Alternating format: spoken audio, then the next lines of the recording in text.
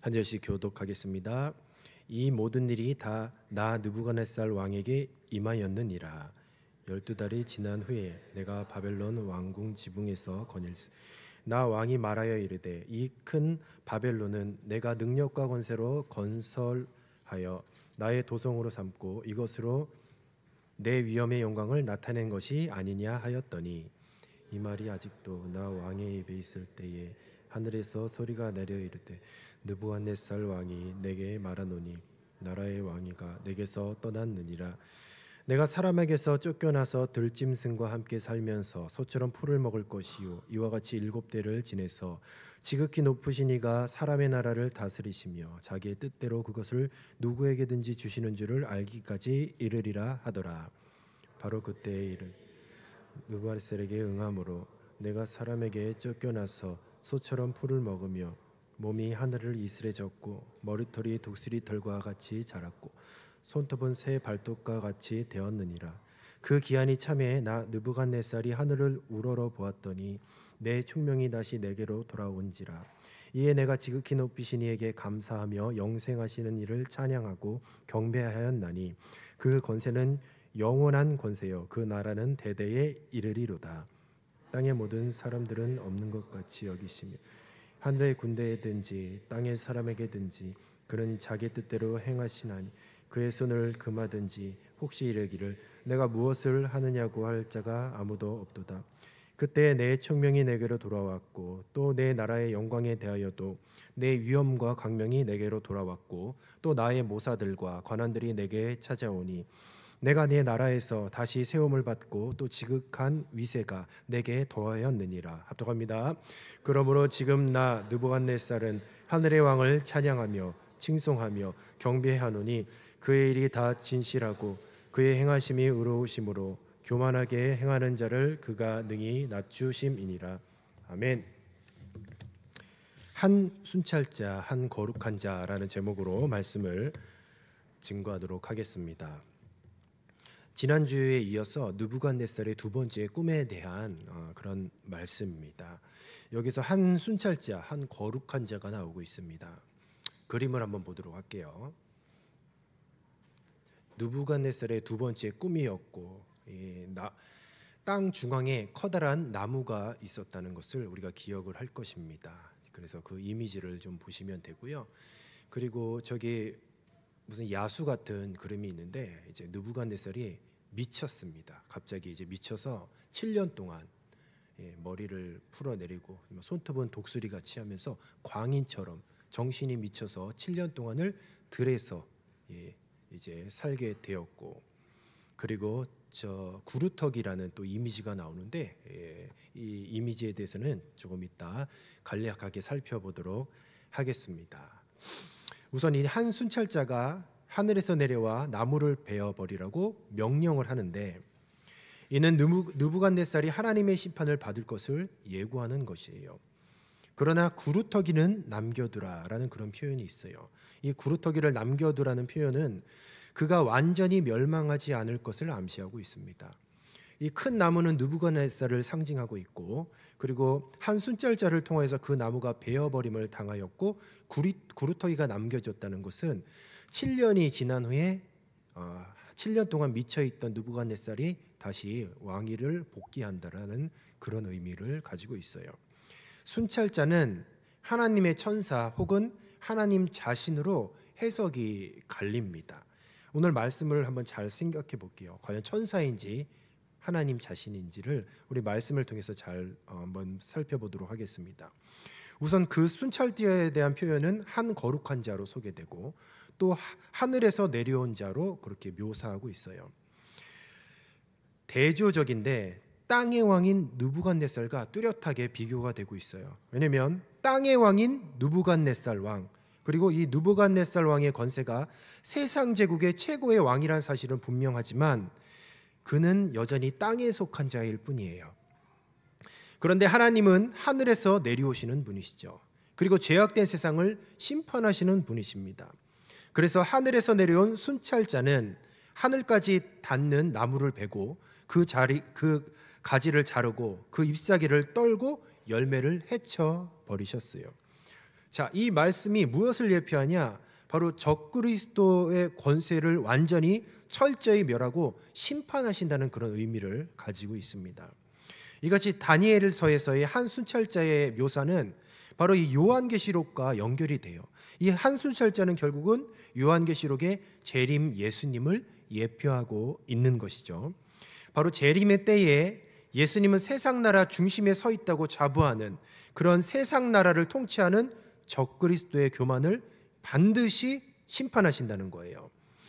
요한계시록 10장 1절에서 2절을 우리가 같이 한번 읽어보도록 하겠습니다. 시작. 내가 또 보니 힘센 다른 천사가 구름을 입고 하늘에서 내려오는데 그 머리 위에 무지개를 입고 그 얼굴은 해 같고 그 발은 불기둥 같으며 그 손에는 펴놓인 작은 두루마기를 들고 그 오른발은 바다를 밟고 왼발은 땅을 밟고 라고 그렇게 기록하고 있습니다.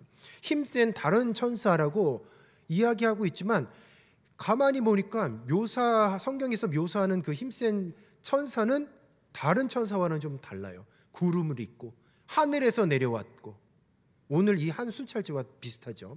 그 머리 위에 무지개가 있고 그 얼굴은 해 같고 그 발은 불기둥 같고 그 손에는 펴놓은 작은 두루마기를 들고 그 모든 발은 바다를 밟고 왼발은 땅을 밟고 과연 천사일까요? 바로 심판하실 예수님을 묘사하고 있는 것이죠.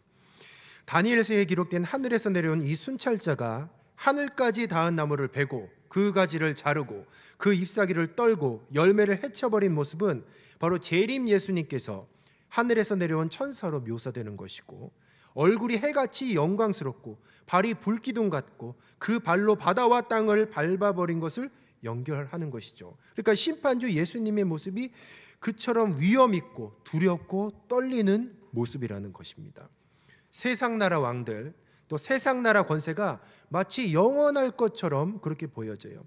하지만 역사는 늘 말하고 있어요. 그 모든 것이 얼마나 허무하고 허망한 것인지 우리 역사를 통해서 다 증명하고 있습니다. 이 세상에 정말 기라성 같은 황제들, 왕들, 그들은 다 죽었습니다.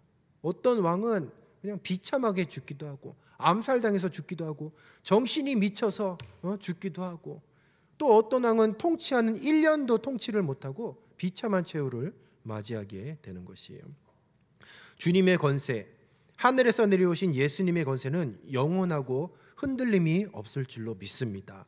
감히 지상의 어느 나라, 어느 권력자도 맞설 수가 없어요. 바로 그분이 바로 저와 여러분이 믿고 있는 예수님이라는 사실을 우리는 꼭 기억해야 하겠습니다. 19절에서 27절까지는 다니엘의 그 꿈에 대한 해석과 권면에 대한 말씀이에요. 다니엘은 잠시 말을 하지 못해요. 왜냐하면 느부갓네살이 꿨던 그 꿈은 7년 동안 느부갓네살이 미친다는 꿈이거든요. 그래서 그 얘기를 해야 되나 말아야 되나. 그러나 하나님께서 말씀을 주셨기 때문에 다니엘은 하나님께 주셨던 그 말씀을 가감없이 전달하는 것이죠. 다니엘은 진리를 숨기지 않고 용기 있게 해석합니다. 4장 22절에 보니까 그대로 얘기해요. 왕이여 그 나무는 왕이시니이다 라고 말씀하고 있어요. 그리고 왕에게 교만을 버리고 겸손하며 회개하라고 권면하고 있습니다. 다니엘 4장 15절에서 17절 말씀을 우리가 한번 같이 읽어보도록 할게요. 시작. 그러나 그 뿌리의 구루터기를 땅에 남겨두고 새와 노줄로 동이고 그것을 들풀 가운데에 두어라. 하늘이 있으리에 젖고 땅의 풀 가운데에서 짐승과 더불어 제 몫을 얻으리라. 또 그 마음은 변하여 사람의 마음 같지 아니하고 짐승의 마음을 받아 7대를 지내니라. 아멘. 자, 후반절에 보니까 짐승의 마음을 받아 7대를 지내니라 라고 말씀하고 있죠.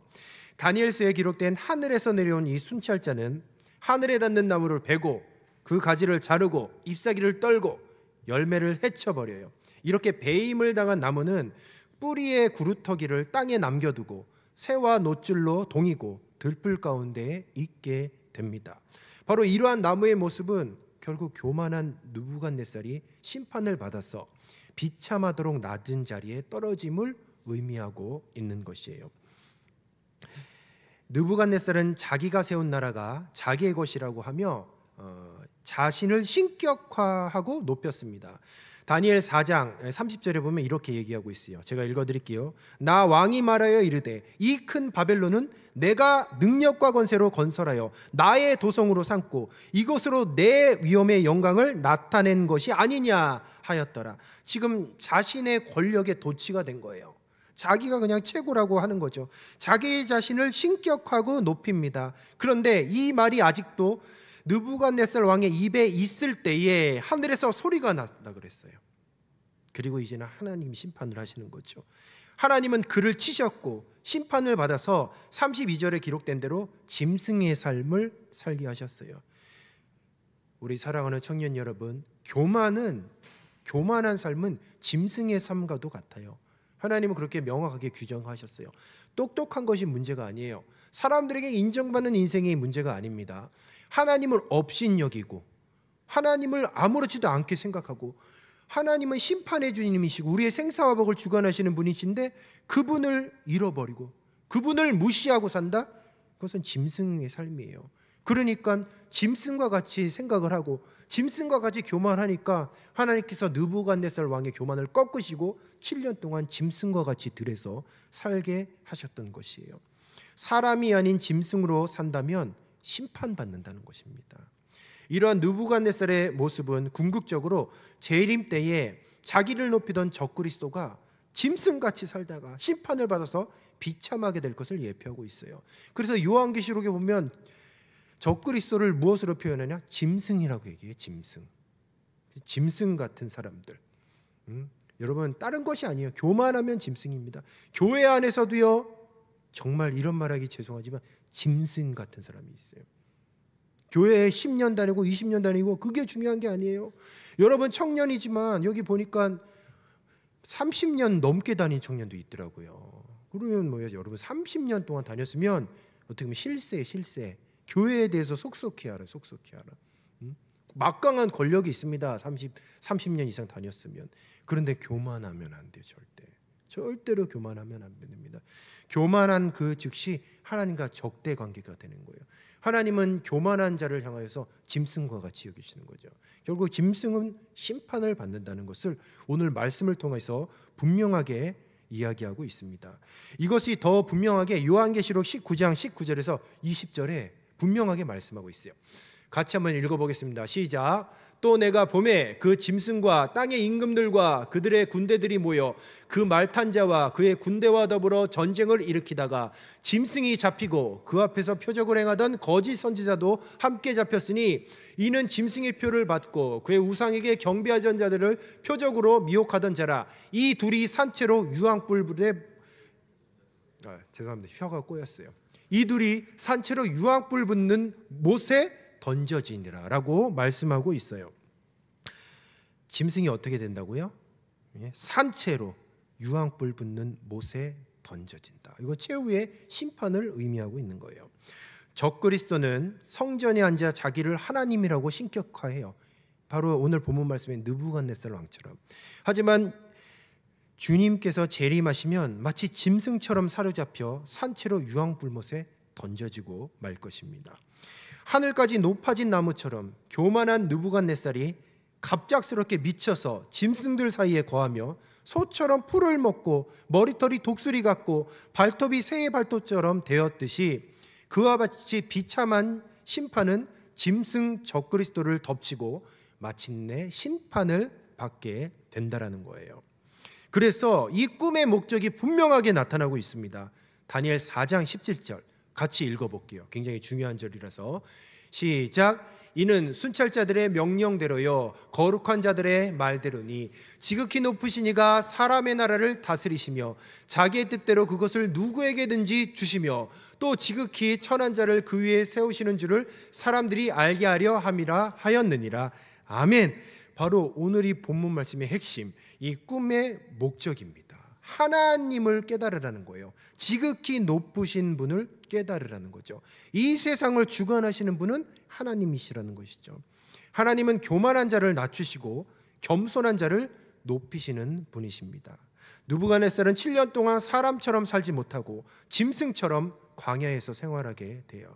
인간의 교만과 탐욕은 결국 그를 비참하게 만들고 있어요. 오늘 이 본문이 우리들의 삶에 도대체 무슨 연관이 있을까? 연관이 있죠. 왜냐하면 세상에는 교만한 자들이 너무 많아요. 교회에서도 많고요. 그리고 사회에 나가면 교만한 사람 너무 많아요. 우선 하나님을 모르면, 그리고 하나님을 대항하고 그냥 자기 자신이 주인처럼 살고 자기가 원하는 대로, 자기 하고 싶은 대로 산다? 그것은 결국 교만입니다. 인간의 목적이 무엇입니까? 하나님을 영화롭게 하는 것이 인간의 목적이에요. 그 목적에 맞게 사는 것이 겸손한 삶. 그 목적이 빗나갔다면 그것은 교만한 삶이죠. 세상엔 교만한 사람들이 많아요. 그래서 우리의 삶이 참으로 힘들다는 것이죠. 자기 마음대로, 자기 멋대로 살고 하나님을 대적하는 삶을 산다? 때로는 그런 사람들에게 피해를 보고 핍박을 당하지 않습니까? 여러분, 직장 생활하고 또 사회생활 할 때에 사람들이 전부 다 겸손하지는 않잖아요. 다 자기 멋대로, 자기 하고 싶은 대로, 자기 마음대로 만약에 내가 다니는 그 직장의 사장님이 그런 사람이다. 그러면 지옥 같죠, 지옥 같아. 교만한 사람 근처에 있으면, 또 교만한 사람 밑에서 일을 한다고 하면 너무너무 힘들어요. 너무 고통스럽죠. 하박국은 그래서 이런 질문을 했어요. 하박국이 유다 사회가 죄악으로 가득 찬 모습을 목격했습니다.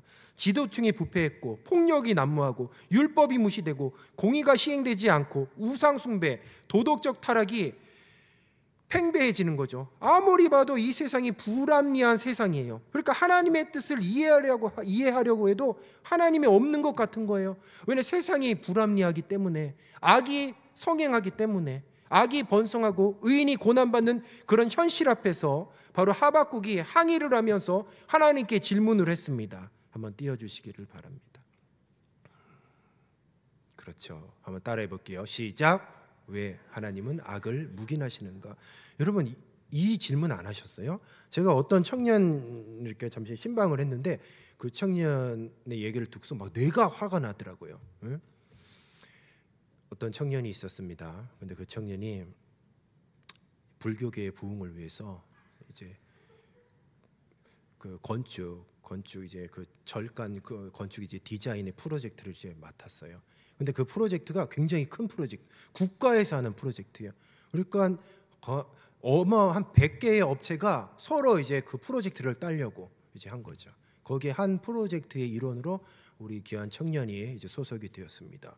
그래서 한 달 동안 막 하루에 3시간씩 자면서 열심히 했대요. 그 프로젝트. 그 청년은 이제 막 대학원 졸업하고 사회에 이제 첫 발을 내딛는, 얼마나 막 가슴이 벅차겠습니까? 사회에서 이제 새로운 첫 일을 딱 감당하는데 얼마나 두근대겠어요. 얼마나 열심히 했겠습니까? 잠도 안 자고 3시간 잤다는데. 그런데 한 달 딱 지났는데 거기에 이제 사장님께서 아무 얘기도 없이, 아무런 이야기도 없이 그냥 자기 하기 싫다고 그 프로젝트를 다 엎어버린 거예요. 거기에 있는 한 7명 정도의 청년들이 오갈 데가 없어진 거예요. 오갈 데가. 그러면 아니 그럴 수도 있죠. 안 될 수도 있고 요즘 불경이니까. 그러면 기본적으로 좀 얘기를 해서 뭐가 이러면 이렇고 저러면 저렇고 해서 참 어렵기 때문에 이 프로젝트를 못할 것 같다. 이런 얘기도 없었다는 거예요. 이런 얘기도. 내 얘기 그 얘기 듣는데 내가 화가 나. 그런 정말 내가 볼 때는 여러분 그 뭡니까? 자기 마음대로 하는 거, 자기 멋대로. 겸손하지 않아. 겸손하면 그래도 항상 주변 사람들을 이렇게 돌아보는데 자기만 아는 거예요. 자기만 이익만 생각하고. 그러니까 딱 봤을 때 이익이 안 된다? 그러면은 지금 막 자라나는 우리 사회 초년생 그런 귀한 청년들이 상처받고 상관없는 거예요. 그냥 이거 안 해 하고 그냥 탁 뒤집어 엎고. 그럼 됩니까? 안 됩니까? 안 되잖아요. 아니 화나네. 진짜. 그러면 안 되는 거죠, 여러분. 제가 그 얘기 듣는데 진짜 여러분, 그래서 사회가 불합리해요. 이 세상 불합리해. 왜? 교만한 사람들 때문에. 느부갓네살이 많아서, 이 세상에 느부갓네살이 많고 자기 멋대로 자기 하고 싶은 대로 하니까 주변 사람들이 어떻게 됩니까? 괴로운 겁니다. 고통스러운 거예요. 하나님 왜 하나님은 악을 당장 심판하지 않으십니까? 지금 하박국이 이런 고민을 하고 있잖아요. 오늘날에도 악한 사람들이 형통하고 의로운 사람들이 고난을 당하는 일이 비일비재해요. 인간의 관점에서는 이해할 수 없는 일들이 있지만 하나님은 궁극적인 목적을 이루고 계셔요. 하나님이 없는 것 같은 상황 가운데에 하나님의 백성에게 필요한 것은 한번 따라해 볼게요. 의인은 그의 믿음으로 말미암아 살리라. 하나님 도대체 뭘 믿는다는 거죠? 오늘 이 본문 말씀을 믿으라는 거예요. 하나님은 악인을 어떻게 하신다고요? 심판하신다는 거예요. 교만한 자를 어떻게 하신다고요? 심판하신다는 거죠. 우리의 질문하는 거, 아니 하나님 왜 이렇게 우리 사장님이 나를 괴롭혀요? 나는 정말 열심히 하는데 왜 이렇게 열심히 한 성과를 알아주지 않고, 왜 이렇게 불합리합니까? 내가 열심히 이렇게 수고하고 애썼는데 왜 이렇게 성과가 나타나지 않습니까? 그러면 좋겠는데 그렇지 않다는 거예요. 세상을 살아보니까 그렇지 않아요. 그런데 주님은 말씀하셨어요. 믿음으로 살아라. 믿음으로 살라는 거죠. 끝내는 교만한 자를 심판하실 그 하나님을 믿고 나아가라는 거예요. 아멘이십니까? 제가 그래서 너무 불쌍한 거예요. 감정이입이 돼서 청년들 불쌍하다 했는데, 제가 이렇게 보니까 우리 청년들 중에서 불쌍한 중에서 더 불쌍한 사람이 있어요. 제가 딱 나눴잖아요. 자, 20살부터 25세, 그죠? 그다음에 이제 30살부터 40 전, 그리고 나머지 40 이후에 딱 세 부분으로 딱 나눌 수 있어요. 그 중에 누가 제일 불쌍하다고 생각하십니까, 여러분? 냉정하게 얘기해서. 저는 객관적이에요. 저 동호구에 온 지 얼마 안 됐잖아요. 30살이 제일 불쌍해. 30살이. 왜냐면 여러분, 막내라고 해서 어떻게 합니까? 이쁨 받잖아요. 20살, 25살. 얼마나 귀합니까? 저도 함부로 못 하겠어. 깨질까 봐. 그래서 제자 훈련 때 저도 굉장히 정성을 왜 그렇게 하는데, 이제 30살 정도 되면 막 해요. 왜 지각하냐고, 정신을 어디다 파냐고. 나도 모르게 그래요. 40살 또 어떡합니까? 깨질까 봐. 건강은 괜찮냐고 하면서 40살 앉으라고, 일어서 있지 말라고 그런다니까요. 그러니까 나도 차별을 하는 거예요. 20에서 25살이면 얼마나 귀해요. 앞으로 이게 미래의 주역들인데, 또 40살 또 아무튼 우리 40살 그 친구들은 또 막 몸 아픈 데도 많고, 비전홈에 또 이제 조금 기분 나쁜 비전홈에 확 올라가 버리고, 그러니까 이제 귀하게 이렇게 해야 돼. 근데 30살은 어때요? 일 보십시오. 우리 임원 중에 거의 30살이에요. 리더 손 들어 보십시오. 그죠? 거의 30살, 거의 30대. 여러분 리더들한테 여러분 얼마나 막 해코지합니까? 왜 이렇게 빨리 안 끝내냐고, 왜 이렇게 말이 많냐고. 무슨 잘못이야 30대 우리 리더들이. 그러니까 내가 생각하는데 너무 불쌍해요, 우리 30대가. 그래서 안 되겠다. 우리 30대를 위해서 좀 조촐한 시간을 마련해서 4월 첫째 주나 둘째 주 30대의 밤을 이렇게 만들도록 할게요. 우리 30대 청년 한번 손들어 보십시오. 그날은요 여러분, 치킨, 피자, 통닭, 탕수육 다 시켜줄게. 여러분 먹고 싶은 대로 다 먹어요. 우리 20살, 25살 청년들 뺏어 먹지 마요. 그리고 40대 여러분, 후원 좀 부탁드리겠습니다. 돈이 없어서 일단 행사는 치러야 되는데, 아무튼 전 잘 부탁을 할게요. 우리 30대를 위해서 4월 첫째 주나 둘째 주에 30대를 위한 밤을 해요. 너무 불쌍해요. 여러분, 금요철야 끝나고 밤 늦게 누가 문단속하고 가는지 아십니까? 30대. PPT 하나 띄워주세요. 30대 너무 불쌍합니다. 자, 우리 30대 청년들에게 한번 인사하도록 하겠습니다. 뭐라고 인사해야 되나? 너무 불쌍해요. 그냥 좀 격려 좀 해주십시오. 이들을 진짜 무슨 머슴도 아니고 매일 제일 일찍 와서 제일 늦게 가고 또 욕은 욕대로 먹고, 진짜 냉정하게 제가 객관적이에요. 저는 동학교에 온 지 얼마 안 됐잖아요. 근데 객관적으로 보면 30대 한번 손 들어보세요. 손 들어보십시오. 자신 있게 박수 한번 부탁. 박수.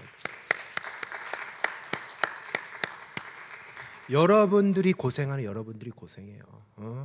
여러분들이 왜 그렇게 고생하고 왜 이렇게 삶이 힘든지 아십니까? 주변에 교만한 사람들 뿐이에요. 특별히 우리 30대들은 그 교만한 자를 심판하실 그 하나님을 더 붙잡아야 할 줄로 믿습니다. 우리 20살, 25살 여러분들은 얼마 남지 않았어요. 지금은 목사님이 잘해주지만 여러분 30살 딱 되는 그 순간 진정한 신앙생활이 시작되는 줄 아십시오. 제가 사랑에 빠졌습니다. 우리 희민 청년 오늘도 좀 얘기를 좀 해야 되는데 저 허락 받고 하는 거예요. 희민 청년한테 얘기해도 되냐? 얘기해도 된다고. 자기는 우리 청년부의 은혜 끼치는 것에 하나의 미랄이 되겠다고. 근데 허락 받았어요. 라이센스 땄어요. 저. 그러니까 이제 희민 청년 마음껏 얘기를 할게요. 희민 청년 30대죠. 그렇죠. 30대예요. 또 지금 뭐죠 그게? 무슨 준비다 그게? 응? 맞아. 취업 준비하고 있어요. 취준생. 우리 취준 청년이 30대를 대표해요. 희민 청년이 30대를 딱 대표하는 것 같아요. 그래서 제가 처음에 얘기했죠. 우리 희민 청년 제자 훈련 하는데 처음에 하겠다. 그래서 한 주 나왔어요. 다음 주에 안 하겠다. 그래서 지금 안 했어. 그래서 이제 신방 받고 찍어 계속 그렇게 해주십시오. 그래서 이제 저랑 또 신방을 해가지고 또 하겠대요. 그래서 그 주간 진짜 열심히 했어요. 그리고 어제 안 왔어요. 근데 우리 희민 청년이 내 보니까 밀당을 하네. 밀당을 해요. 밀당을. 저한테 딱 끝나고 전화가 왔더라고요. 목사님 죄송합니다. 죄송하다고. 그리고 전화하니까 너무 감사하더라고요. 고맙고. 근데 제가 이렇게 계산해 보니까 격주로 하는 거. 격주. 열심히 했다가 또 이제 무슨 일 있다가 열심히 했다가. 그래서 희민 청년이 이제 곧 시험 보죠. 시험 끝나고 이제 목사님이랑 신방 대원 있어요. 우리 회장님이랑 부회장님이랑 이제 가정 신방을 이제 그렇게 가도록 하겠습니다. 시험 끝나고 그죠? 시험 끝나고 가정 신방을 가서 우리 예배 잘 드리고 짜장면 먹으면서 또 얘기를 하도록 하겠습니다. 방 좀 미리 청소해 놨으면 좋겠어요. 왜냐면 우리 부회장님이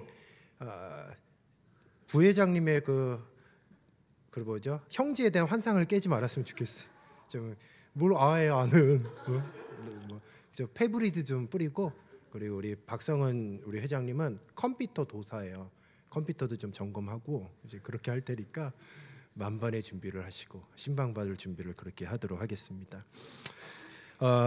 말씀을 정리하도록 할게요. 여러분 30대가 아니죠. 청년 모두를 보면 너무 불쌍해. 왜 불쌍하냐? 결국 교만한 자들이 많아서 그래요. 직장에 적응하고 경력을 쌓는 시기가 30대예요. 일부는 이직을 고민하거나 창업을 시도하기도 하죠. 그게 현실적으로 쉽지 않아요. 그러니까 본격적인 경제적인 독립을 고민을 해요. 연애를 하고 싶지만 바쁜 일상으로 밀려나고 있습니다. 꿈과 현실 사이에서 균형을 고민하고 있어요. 그래서 30대들의 이런 질문을 많이 해요. 이게 맞는 길인가? 이게 맞나? 내가 가는 길이 맞을까? 20대보다 30대, 그나마 40대는 이런 고민에서 어느 정도 좀 해결이 됐어. 30대는 정말 이게 맞는가? 지금 내가 옳게 하는가? 이런 고민에서 살고 있는 거예요. 얼마나 힘들겠습니까? 이런 삶의 치열한 고민, 그리고 사회 초년생으로서 뭔가 지금 일을 시작하고 있고 뭔가 가진 것은 없고 이루어야 되고 결혼은 해야 되고 그런 꿈과 현실 사이에서 이게 맞는 건가? 이게 옳은 건가? 이런 정말 마음이 가난한 그런 상태라는 거죠. 그런데 교회에 와서는 뭐 욕은 욕대로 먹고 봉사는 봉사대로 하고 안타깝다는 거예요. 예수님은 거룩한 한 순찰자로 지금도 역사를 주관하시는 줄 믿습니다. 세상이 아무리 악하고 세상 권세자들, 불신자들, 믿음이 어그러진 자들이 득세하더라도 우리 30대 청년 여러분 따라해 보겠습니다. 낙심하지 말자. 낙심하지 말자. 그러나 한 가지, 낙심하지 말고 겸손하셔야 돼요. 겸손히 믿음을 지킨 성도들을 주님께서는 반드시 구원해 주시는 줄로 믿습니다. 여러분, 사회 초년생으로서 직장 생활을 시작하고 또 여러 가지 취업을 준비하는 가운데에 막연하죠. 힘들죠. 얼마나 어렵겠습니까? 그런 가운데에 끝까지 우리가 인내하면서 지켜야 될 것이 있다면 주님 안에서의 겸손이에요. 세상에는 악한 사람, 특별히 교만한 사람들이 많아서 하나님의 백성은 공격당할 수밖에 없습니다. 그리고 부조리한 그런 현실일 수밖에 없어요. 이 세상은 악하기 때문에. 그리고 하나님을 대적하는 세상이기 때문에, 우리가 그런 세상에서 살고 있기 때문에 우리는 공격당할 수밖에 없어요. 그러나 오늘 말씀을 보십시오. 이런 마귀와 사탄이 지배하는 이 세상, 교만한 이 세상을 한 순찰자, 한 거룩한 자, 하늘에서 내려온 바로 예수님께서 재림하여 이 땅에 오실 때 교만한 자를 다 심판하시는 줄로 믿습니다. 우리는 그때에 승리하는 거예요. 그때. 목사님도 신앙생활하면서 불합리한 거 많이 겪어요. 섭섭할 때도 많이 있습니다. 제가 얘기했잖아요. 부목사와 담임 목사의 뭔가 심리적인 그런 게 있다고. 부목사일 때는 밥 먹어도 배고프다 그랬고, 그리고 아무리 따뜻한 옷 입어도 춥다 그랬어요. 그래요. 저도 지금 여름과 같은 그런 추운 시기에 있다라는 거죠. 그리고 때로는 불합리한 일도 있고, 때로는 어려운 일도 있어요. 그러나 한 가지를 보고 가는 거죠. 그 내 어려운 상황 가운데에 억울한 일이 있을 수 있지만 나중에 갚아주실 하나님, 최후의 악인들을 심판하여 주시고 겸손한 자를 높이 세우시는 그 하나님을 바라보며 끝까지 인내하며 나가야 할 줄로 믿습니다. 우리는 이 땅에서의 소망이 아니라 재림의 주님이 오실 그날 우리가 소망을 가지고 살고 있는 것이에요. 우리 사랑하는 청년 여러분, 세상이 살기가 호락호락하지 않아요. 여러분들 한 사람 한 사람의 이야기를 들어보면 막 눈물 나 너무 힘들 것 같아요. 특별히 우리 30대 청년들 너무 그동안 고생이 많았습니다. 수고도 많았습니다. 그리고 앞으로 계속 수고해 주시기를 부탁을 드리겠습니다. 어쩔 수 없습니다. 여러분들이 허리예요. 당장 여러분들이 빠지면 교회가 안 돌아가요. 누군가는 그 뒤치기작거리 해야 되고, 누군가는 그 비천한 일 해야 돼요. 우리 최영찬 청년 보십시오. 여러분 예배 때 본 적 있어요? 안 보여. 왜냐면 저 방송실에 쭈그리고 있어가지고 이렇게 막 방송하고 하잖아요. 30대가 그렇다고. 30대가 그렇죠. 한번 인사 좀 해주세요. 그렇죠. 아유. 그러니까 우리 딱 보니까 최영찬 청년이 우리 30대를 대변하는 거예요. 보이지 않는 곳에서 묵묵히, 그냥 있는 듯 없는 듯. 그리고 저 자막 실수하면 또 욕 들이다 먹고, 그러다 묵묵히 가는 거예요. 왜? 나중에 갚아주실 하나님만 바라고. 누가 칭찬하면 누가 칭찬했어? 여러분 최영찬 청년 칭찬한 사람 있어? 한 명이라도? 후배들은 먹을 거 안 사준다고 뭐 그러고, 맨날 동기들은 없어진다고 뭐라 그러고, 그렇잖아요. 그런 거예요. 그런 거 너무 섭섭하게 생각하지 말고, 그러나 하나님이 갚아주시죠. 하나님이. 그래서 우리가 더 힘을 내고, 힘들잖아요. 서로 응원하고 그리고 격려하고, 특별히 여러분 우리 30대들의 수고를, 그리고 노력을, 헌신을 여러분들 꼭 기억하시고, 우리 20대 청년들이요, 나도 저 30대 언니 오빠들처럼 저렇게 있는 듯 없는 듯 정말 겸손하게 주님의 몸된 교회를 위해 충성해야 되겠구나라는 그런 모습을 본받기를 바라고, 우리 40대 청년들은 후원을 이렇게 해주시기를 부탁을 드리도록 하겠습니다. 기도하겠습니다. 생명의 주님, 참으로 감사합니다. 이 불합리한 세상 속에서 하나님을 대적하는 교만한 느부갓네살이 많은 이런 세상 가운데에 우리는 공격당하고 때로는 좌절하고 낙심하고 살고 있습니다. 그럼에도 불구하고 이름도 없이 빛도 없이 수고하고 애쓰는 우리 청년들의 수고를 기억하여 주시옵소서. 주님, 우리는 끝까지 주님 앞에 겸손하게 하옵소서. 주님이 재림하실 그때의 느부갓네살처럼 하나님을 대적하는 교만한 자들을 우리 주님은 심판하신다는 것을 오늘 말씀을 통하여서 살펴보았습니다. 주님 오실 그때에 우리는 교만하여 심판받지 않게 하여 주시고 늘 겸손하고 늘 헌신하고 늘 충성되이 주님 맡겨주신 사명을 감당하여서 주님 오실 그때에 들림받아 영광의 모습으로, 부활의 영광스러운 모습으로 신랑 되신 주님을 맞이할 수 있는 순결한 주님의 신부가 되게 하여 주시옵소서. 특별히 수고하고 애쓰는 우리 지체들 있고 또 우리 30대 청년들을 오늘 특별히 기억하여 주시고 그들의 인생에 복을 만배나 더하여 주시고 믿음의 배우자들도 만나게 하여 주시고 또 준비하고 있는 모든 직장의 문제들 주님께서 해결하여 주시옵소서. 감사하며 예수님의 이름으로 기도드리옵나이다. 아멘.